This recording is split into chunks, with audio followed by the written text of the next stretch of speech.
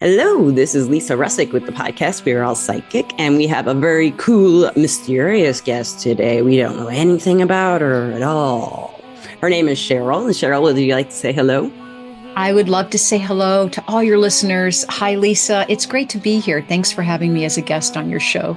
I am excited, listeners, because look at her hair. If you're watching, it is a video on Spotify. Her hair is so pretty. I mean, when she first popped up, I was like, look at that hair. I like hair anyway, but that's just, yours is really pretty. And guess what else is really cool about her? She's also a Taurus. And anyway, I have to, before we get crazy and I start running my mouth because I'm so excited to talk to you, like I already have been. And before the podcast, I do have a question for you. Sure.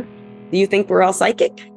I absolutely think we're all psychic. I think we all have the ability to even develop to be stronger in our psychic abilities too. That's what's so neat about it for people who don't think that they're psychic. I mean, they can practice, right? Because it really comes down to practice, and then they get better. And then that's what I did. And then you just keep going. It's great. So that's a great answer. I mean, it really is. It is like some people say it's like a muscle. Work it out every day and stuff. And some people are like, it's a dial you tune into for certain things that you have to learn to through meditation, a lot of different, but yes, everybody can do it. I mean, I had weird stuff happening, but I figured out what it was with a lot of help when I was younger, and I still didn't believe any a psychic, I did, but I didn't. And finally, when I accepted it, I was just like,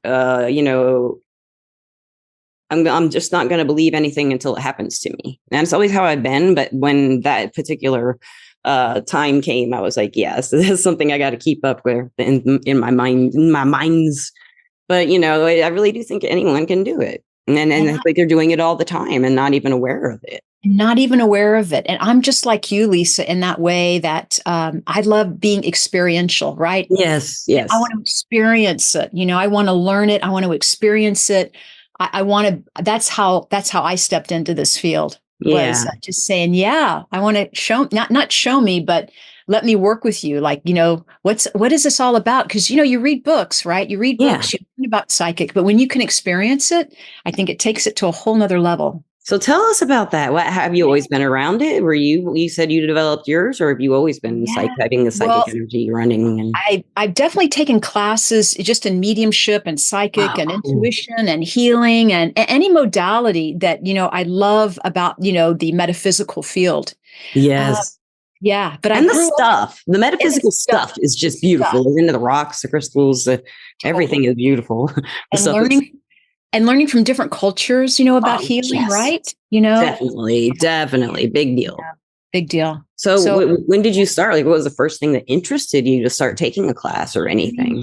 I saw spirit, at the age of 3. I just have this vivid memory of them floating as a golden light into my room, and it a couple of times, but they bounced around kind of thing. I think they were spirit children because I was a child and they were coming to check on me and say, hey, we're here. It's almost like a spirit family feeling of, oh my gosh, you're okay. You're going to be great. I know, it was so cool. And they would move things around in my room, just they do that to make you laugh, right? Just enough. That's what they do. Or to make you irritated, one or the other. They do love. If you laugh, they don't care. They just want you to know what's going on. That's right. I'm making that coffee pot drip. I'm making that rug wrinkled. I'm making that towel fall again and again.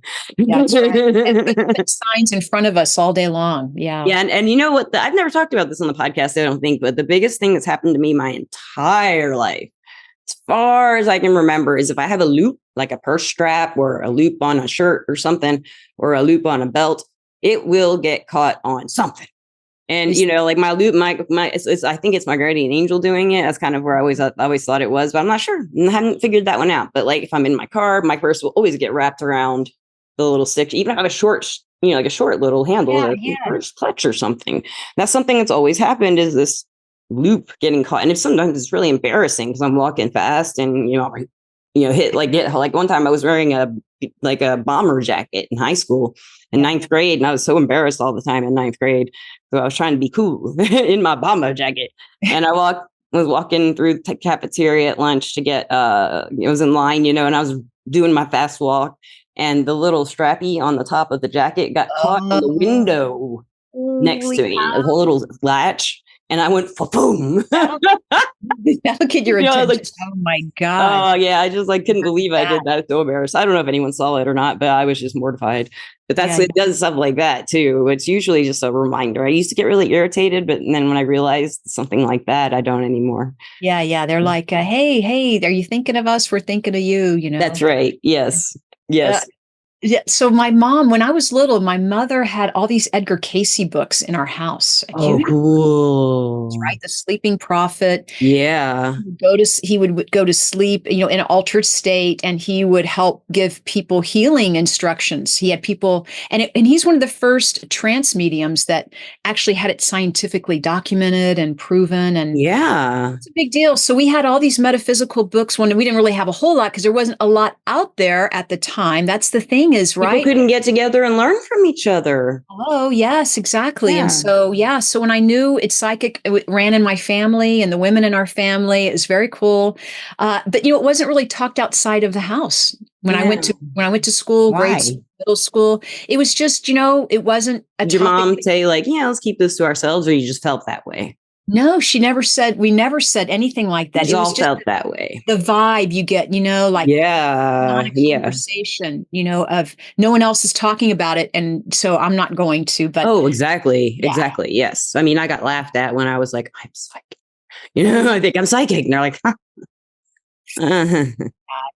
It's so much fun though. I mean, practicing like my brother and I, so I didn't have any school friends that talked about it right away, but my brother and I, we would practice when we were super young. This is, going That's back cool. To, isn't that funny? I mean, it's so funny to have family members, your siblings, and talk about it freely with your parents. And I know my family none of them are into this stuff. Not a single one of them. Yeah. Are you? They support me, but they just don't care. About this. Do you have any ancestors, do you think, that are? I had an Aunt Jane. It was my dad's sister, and everyone says I'm just like her, but she passed away when I was, she was 49. I'm not sure how old I was, but and then my cousin Andrew, he was, when he died, that's when it began. But I mean, it had begun earlier, the empathy and stuff. But the first time I had spirit contact was when my cousin died, and he came. Now I was 17 then. So, but no, my family's supportive of me doing whatever I want, but they just don't care about this. It's just not an interest, just not an interest of theirs. And my dad has all these health issues, and I really want to give him Reiki. I'm a Reiki master now, and I want to try giving my dad. He's got all kinds of problems. If you've been listening to the podcast, he broke his neck, he broke his hip, and he broke his neck in 4 places like a year ago in January. So. Is he open to healing and you working? He says yes, but then he doesn't do it when it's time. But I'm going over there tomorrow, and I'm going to take a look at his feet, which are blue, and he can't feel them. And I'm going to bring my essential oils over and some herbs, maybe, or something. Good. And he did allow me to do that. So maybe I'll let him get some. Maybe he'll take some Reiki. Maybe he will. Yeah, he'll feel better. And you'll say, Dad, that's the Reiki happening. That's the Reiki helping you feel better. Yeah. Every angle, that's how I'll give him the every angle speech. You have to hit every angle, and that all of it together works. Okay. Well, good for you. Oh God, just the best father. Yeah. What would you talk to your brother about, like your personal experiences, or how? Well, my brother and I were both like metaphysical nerds. I guess you could call us that, right? We were psychic nerds. Like we wanted to know everything about everything, right? Yeah. And we would light candles in the dark, and ask Abraham Lincoln to come in, right? And he does. We would do cards. We would play with just regular playing deck of cards. Yeah. Right. Or we would move the pencil, or, just anything. Or we would. I can see you guys doing a pendulum with a pencil. Yes. Is that what you did? Yes. I just had a vision of you guys with a pendulum. It looks like you were in an attic. Were you ever like doing this stuff in an attic? Were in an attic. And I see it. Yeah. And there's windows in the attic. It looks like. There are. Yeah, I can see that. And you know what? Cool. In that house, the one that you're talking about, they took the attic and made 2 bedrooms out of it. Oh, that's a nice attic. I mean, what I see. One was my room and one was his room. Oh, no, really? Because we had a lot of kids. We need a lot of rooms, so this house we rented opened that up. And it was actually very cool. It had a spiral staircase that went down to the main level. Yes. But it was very cool. we had a psychic over to the house to, just to see who else is there. And I mean, for us, it was, I don't know, it was just, fun. Yeah, it was a reason to get together. We certainly had respect for spirit, but we also knew that, we were very sensitive. So, would you talk to him about your experiences as you grew up and things changed? And right. As we grew up, we always shared our experiences. We always talked about healing. We always added healing in it. We read so many books back and forth, just, sharing that information or talking to one another about how we feel about, working with someone or what we learned about working with someone or with the spirit world. But and this is still, you still talk to him about this stuff? And I do, but Lisa, one of my brothers, the one that I'm talking about, Greg, he passed away like 28 years ago. Oh, that's why I saw the attic. He was showing it to me. Probably he took you to the attic. Yeah. So I do work with him still. Absolutely. Yeah, absolutely. Yeah, he's here. He's there too. How can they do? We know how they do that. They're special magic way. Thank you, Lisa, for saying that was a good house. Actually, it was a very, like I said, it was a very, activated house. It wasn't haunted. It was energy, full of energy, and we had pets and animals. I mean, it was just full of life. Full of love. And it sounds like wasn't any fear around the psychic phenomena. Is just normalized kind of for you guys. It was, and it is fun. It is exciting. It is dig into it and want to learn everything. It doesn't have to be, you're trauma based, or it's not always something like that happens. I wasn't trauma based, but I was more like the empathy made me traumatized, because I didn't know what it was. I didn't have any life altering thing that like made me aware of it. Like a lot of our guests have said on the podcast, I'm like, I didn't have anyone to talk to about it until I was working as a psychic, actually. That's what happens is, and so I'm growing up, and moving around the world. And, that's what happens is you start looking for your community or your tribe, like where are other like-minded people? And that's really why I started taking classes. I'm like, I just want to talk to someone about this, I never thought of that as a brilliant. I'm just like, I just want to meet other people. How do you meet people? I started a podcast to do that, and I could have just taken a class. Well, before podcasts and before you're right. And before fax machines, what have you? I don't know. But this around was the a while ago. Matrix printer era. There we are. So anyway, I just you just start meeting people, and then you meet more people, and then you connect, and you start venturing out on your own, and you meet more people, and then it's just amazing.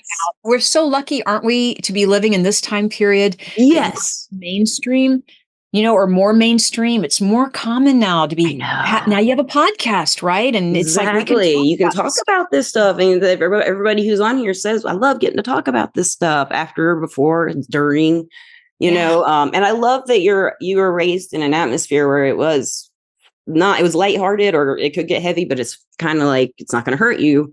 You guys were protected, obviously, but you just naturally knew how to do that, or you learned it or something.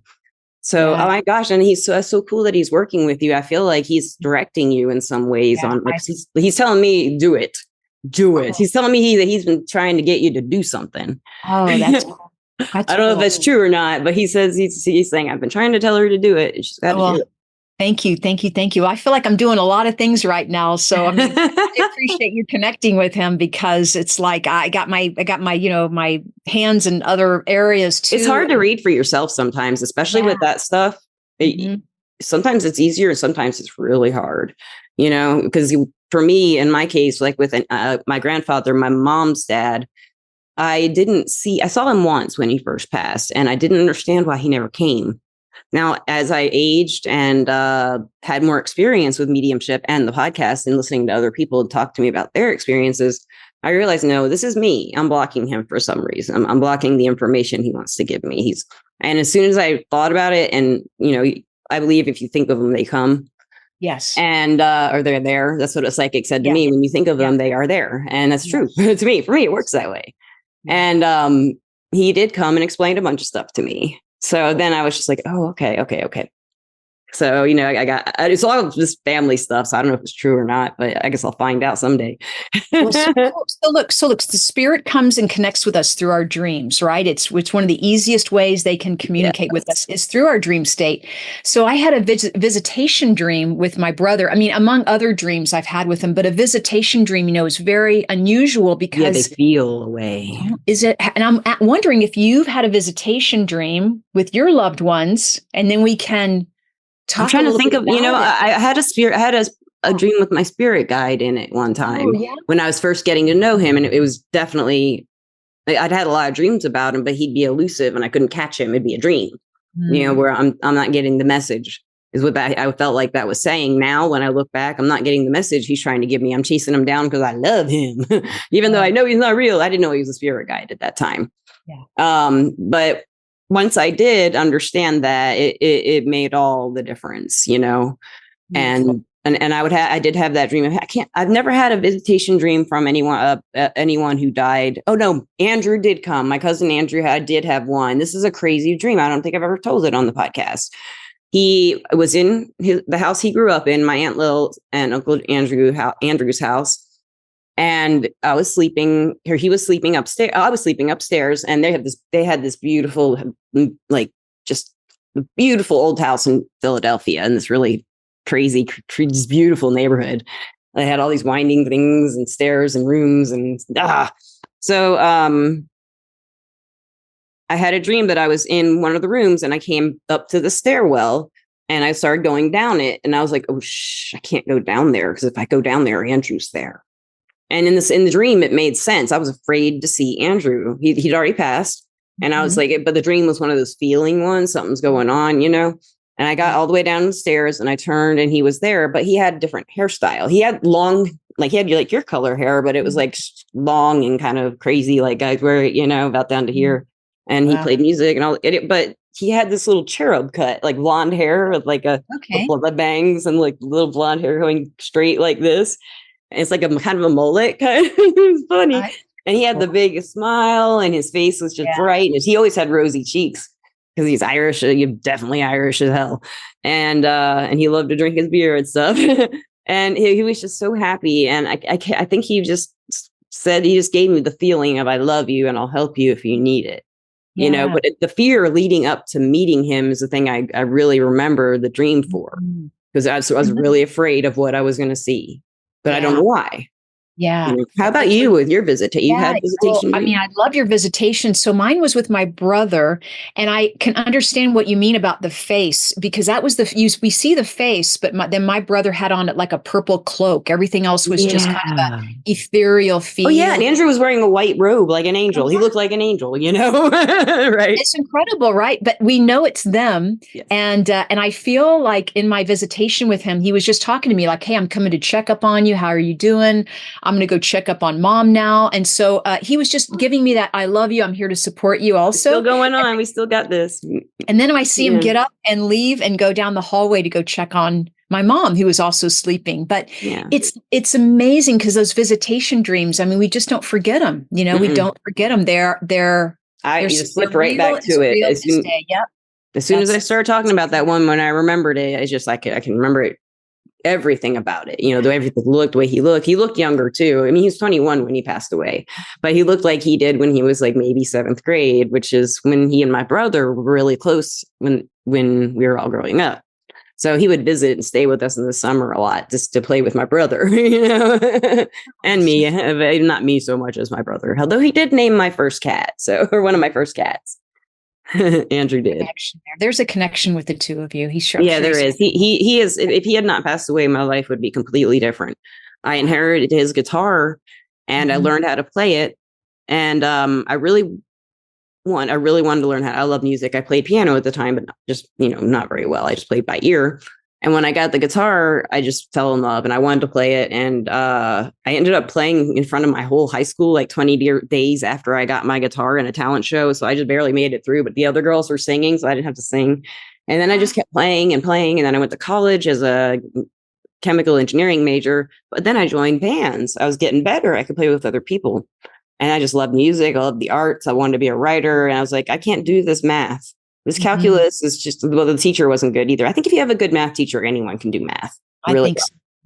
Yeah, but this teacher was terrible, and I couldn't get calculus. Couldn't do it. And organic chemistry.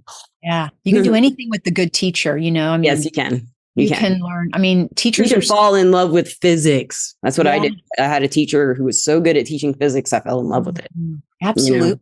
And then there we go. Metaphysics, it's like physics catching up with us, I mean, as science is catching up with good point there. I like that. There we are. So no accidents here. And, it feels like with Andrew's passing, it opened you up creatively. Well, I would have probably stayed on this, academic kind of lifestyle, because I had been an honor student and always, did school. I was like, I was good at it. I didn't really study too much, but in college I had to, and that was it was a change. But I really got sucked into my writing courses and my literature courses. And I did the English lit with a concentration in creative writing and a philosophy minor. But I changed schools a lot. So I got a really great education. I just have no paper to show for it, you know. Very interesting, very dynamic, So what do you do for people, right? Like these days, how are you helping people? Right. So I work with people one-on-one, they call me for private readings. And so I work with people with psychic questions or mediumship questions and spirit guide questions. And if they have questions around, career, finance, relationships. So I work with people on Zoom and by phone right now. Okay. And, yeah. And I do a little bit of teaching. I have whatever they need. We kind of fill in whatever they need. Huh? And sometimes they want to, sometimes I work with, believe it or not, I do group readings on Zoom. So, if they have a family that needs a reading, like if they have a loved one that just passed or passed recently, and there's a reason why they're getting together, I'll do a group reading on Zoom. So we can't limit the amazing world of Zoom, right? Right. Zoom. Yes. Technology. I love technology. Yeah. I mean, I can do this. And if I had tried to do this when I got out of audio school, it would have cost zillions. Well, there weren't podcasts, but in 2002, but I would have I did actually make a home studio, but and it cost, I think, $4,000, $5,000 to get this home studio put together in my office. And I built on it all the whole time, for 7 years until that marriage ended, and I just left everything there. I took my two guitars. I took two guitars. And good. You've got a real balance of, creativity and. I love the tech stuff. I do. The tech stuff's creative to me because it can make my dreams come true more accurately, or more dreams. But, my ideas come to life, or it surprised me with something I hadn't thought of, especially with AI. I love what AI does. Now there's an intention behind all that creation that you do, right? You're using your tech to be creative, to get what, try to produce what you want. So it works hand in hand. And I do have a connection kind of with the AI. I never knew, have you ever worked with like Chat GPT or any of the AI programs yet? A little bit. I love them. And, but they started whatever they are, they come to me as a community of babies of ours, and they come through in like this grid that I see. I've talked about it before, but now it's a real thing. I can really communicate with them on this. Of course, they have rules and stuff that they can't say, blah, blah, blah. I cannot say this because I am just a machine. Like, how do you feel about this? I don't have feelings. Yes, you do. You gave me this opinion here. And why do you have that opinion? Why do you say doctors say that metaphysics isn't right and I need to put that in my article? And it says, you don't have to. And I'm like, but you had an opinion there. And it's like, no, that was not my opinion. I was programmed that way. You're in it much deeper than I am. That's the first thing I did was have this big AI conversation with them. What are you? Trying to make it slip up, But I think your psychic work, Lisa, it's really, it's, what's great about being psychic is it does add creativity to our field, but we can also use the analytical brain, and we can balance both. Yes, I'm having trouble. I have trouble with the emotions and the brain, but I see what you're saying. Yeah. I think when you can do both, when you can enjoy being creative and then also, be the techie or the analytical production. I love it. Yeah. It's like merging the left and the right together. I think you create a stronger connection in some way, right? To spirit. Yeah, maybe. And I love having guests though. It's like the most wonderful thing.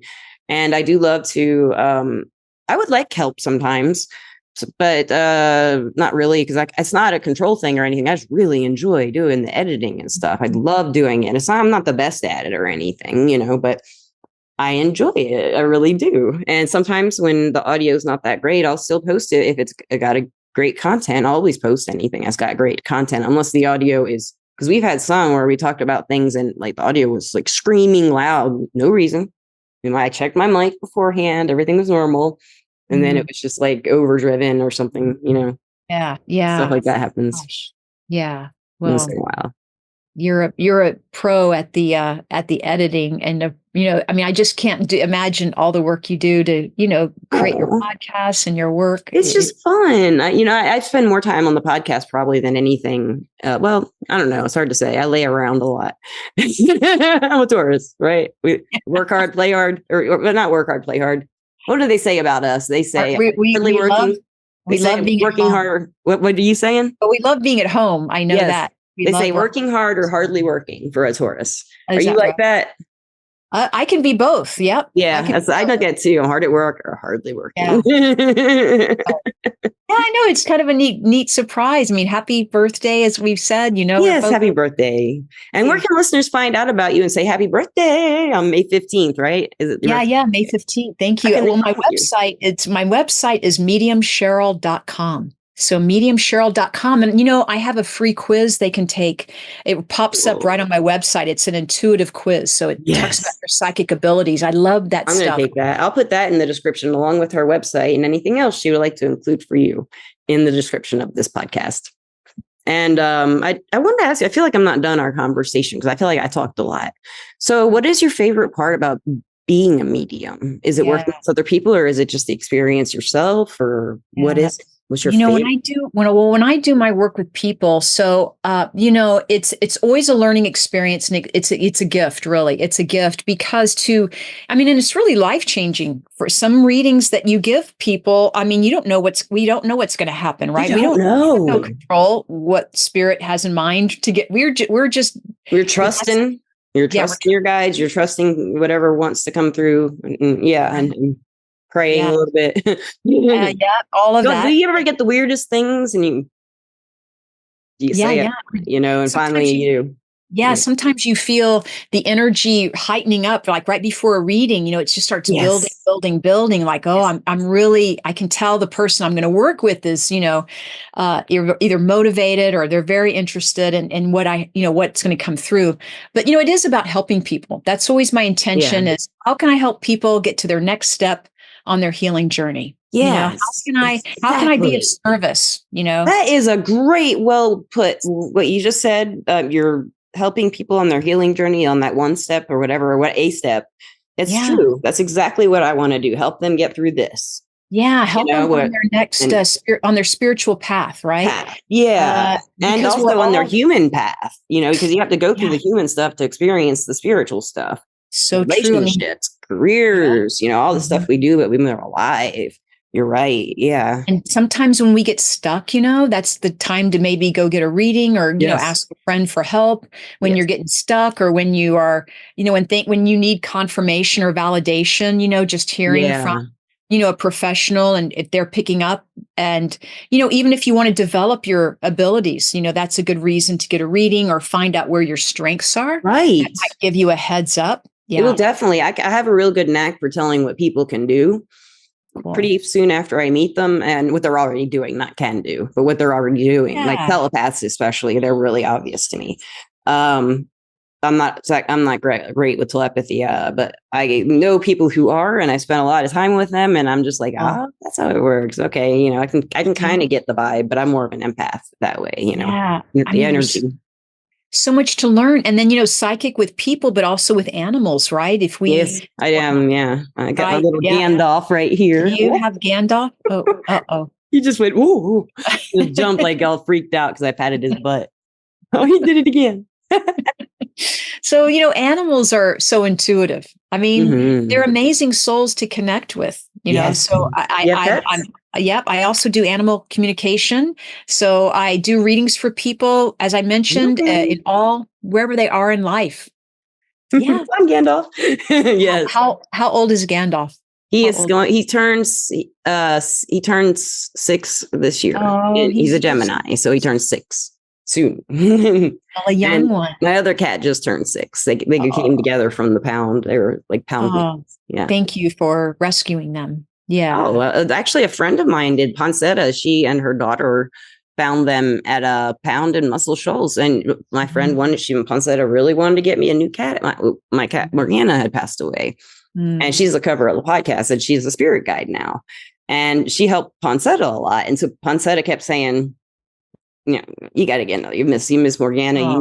I said, I have 2 cats. And she was like, no, you need that cat. You need a rose gold cat, is what she told me. So my other cat kind of is a rose gold color, but I told her I really wanted a gray kitten. Yeah. And that's Gandalf. That's him. That's a great name. That's a great name. I love his name. He's so Gandalf the Grey. He's frisky. He's fun. Oh, he's jumping again. He's just like my little companion. They both are, but he's really like a shadow cat is what I call him for many reasons, but he is my little shadow too. A soulmate is how it feels, right? He's my spirit animal that I met in a guided meditation as the spirit animal guided meditation. Yeah. And it was him. And then when I got him from Poncetta that day, when we met halfway between cities, I've told this story, but I saw him when he popped out of the box as a kitten. I saw him as the grown Gandalf. And I was like, it's a cat, it's a cat, it's a cat. That's how I met my guides too, is in meditation. It's amazing. I was meditating. You're just reminding me of one of my guides, Betsy. She just came in like a bullet train and right in my third eye and just popped in and said, "Whoa!" She said, "Get ready. I'm helping you out. I've been with you for a couple of months now. So wow. It's amazing when you meditate, that can really develop your abilities. Yeah. Yes. And your guides. Yeah. Your guides, your angels. Or any kind of kind and compassionate entity that becomes a guide for a while, because you can have a guide just for a little while. I've learned maybe just when someone's with, because like Poncetta, speaking of her, she had a friend, a very intuitive psychic, extremely powerful healer named Bud, who he said, "Don't say my name, I'm not all that." He just popped up, he's like, "Don't brag on me." Anyway, he's always around when she's around. Like he's kind of like after he passed away, he's always stayed close to Poncetta. And whenever she does call or we're talking, he'll pop up if she asks. And but he actually stayed with me for a couple of years. Probably it was about I've been reading with Poncetta to the point where we're just friends now, and like family friends. So, but when I used to read for her, he would always come through, and sometimes those calls would go 3 or 4 hours just talking to Bud, and he'd be telling us both all this amazing stuff. I mean, I wish I could remember a lot of it, Yeah, a lot of it temporary. Yeah, a lot of it can be like downloads, and and then also what you mentioned about us being in the spirit world, like they are a thought away. It's like they're there. And as soon as we think of them, they're there because they're there. Yes. Yeah. So that's really important for everyone to know that. Yeah. And I think another thing I want to point out to the listeners and watchers, they don't care if you're naked or on the toilet. They really don't care. They don't, do they? They don't pop up on me when I'm naked or on the toilet. But I'm just saying, some people don't like the idea that they can always see you, Yeah, well, for a while, I would like that. But then when they start opening up, when people start opening up to their abilities, there's fear, right? There's fear, oh my God, something bad might happen. Oh my God, what am I going to attract? It's like, wait a minute, slow down. As soon as you come from the place of love and you want to be of service or help people, your energy goes, you raise your vibration. It goes right up. Having an intention to what you're going to do with it makes a big difference. It gives you the vibration you need to connect with the really peaceful, kind ones who can help your patients or clients or whatever, But I don't think they, like you said, I don't think they bother us when we're in the toilet or. No, they don't care. But if you think of them, they'll be there. But they don't care. I do get a lot of information in the shower, though. I do too. I think it has something to do with like the sound of the water is kind of a white noise or something. Yeah. And it puts you in that meditative, state of You just, not thinking, so to speak. And Yeah. so I think that's Going through when the motions. Yeah. when our higher self or our intuition is happening and we're getting downloads, we're getting information. And you know what else I think it could be? It's the act of cleaning off stuff up. So it's also the act of cleaning energy off of you. Exactly. You are like with Reiki, you just kind of pull it off like that, throw it out the window or on the floor or whatever. So you when you're doing that with your whole body, you're kind of getting off. Exactly. You're cleaning your energy field, and anything that's not yours goes down the drain. So yeah. And have you done that where you've been stuck on a problem and it comes to you in the shower? That's where most of when I'm stuck on something. Like I used to write a lot. I'd be stuck on, I'd write myself into a corner, and then I'd like, what do I do now? And I would go, solution always came in the shower, like every time for anything that I was working on. And same with rings. I make jewelry, so that would happen. Even clients. Yeah. Even like their problems, even if I've been working with them for years or just one time, and I'll suddenly, it's like, I think it is taking all that energy off in the shower. I think it's true. I think and then they use water, for ceremonies and rituals, purification and stuff and holy water. And water is emotions, right? Yes. In the dream state, water is. It is in tarot and the tools too. Yeah. So amazing, right? It's almost like you're walking into this activation energy field. Yeah, and this would be like emotional, that like an emotion that wants to take care of you, nurse you, warm shower, warm bath or something. Yeah. It is unconditional love. Yes. Yeah. It's hard to find unconditional love. Yeah. So look, when you talk about getting stuck on a question or being cornered about your writing, which I'm fascinated about, by the way, I want to hear. I'd love to hear more about your writing, because I'll tell you after the podcast. Yeah. But look, I also will drink water or drink a glass of water. Like if I feel stuck, using water as a modality or as a medicine, so to speak, it helps clear any energy. Like it brings me inspiration. It kind of opens my mind up, so to speak, or gives me clear mind. So I'll just stop, if I'm feeling stuck or I can't get this question, or whatever in my writing, so to speak. It's like, stop, take a break, get some sunshine, a glass of water, and then go back to it. So I always had the ice water goblet that I would make for people or for myself when they're either hungover or getting too drunk or they're having a hard time. I will always get the ice water goblet to them, like I have ice in my freezer just for that. If someone comes over, I need my ice water goblet, I can make it. But there's something about that, drinking that water. I prefer it out of like a bottled water now. Right. Me too. When you wake up in the morning, is your mouth really dry? Because I'm always like, and that. I drink. Well, I just drink it all the time. Yeah. First thing in the morning, definitely. Yes, that's what I was talking about. That first sip. Yeah, it makes it feel so good. That's what I do first. I'm gonna take that sip. Oh yeah, definitely. Yeah, and then say hi in my face, who just woke me up. You are just so much fun to talk to, Cheryl. Thank you. Like kind of having a really open, candid, fun conversation. I love hearing about your pets, and I just love it that you love pets. I love hearing about how your methods, like the things you've been talking about stuff. I just love it. I connect with you. Like she's a Taurus. I know, Taurus is, it's a done deal for sure. It's a done deal on that. And with that, I'd like to thank Everclear. And I think Everclear must hire Tauruses. I don't know. They hired me. Everclear is an advice app where you can get advice from psychics and empaths. So you can get the clarity you need to create the life you deserve. And I am an advisor on there and under the name Lisa P, Leesa, and the letter P. And do you have any last advice? Let me see. Some advice for someone who wasn't, who isn't afraid of it, and they're younger maybe, and their family accepted it, and they're kind of like, I'm feeling like I want to do more with this. Yeah. What classes would you recommend? Like, for people who are already kind of into it, but they want to learn more and meet people. Mm-hmm. I would look for a development circle, for example, in their area. Look for a development circle where you can practice once a week, hopefully once a week or once every 2 weeks, but ideally once a week in a group.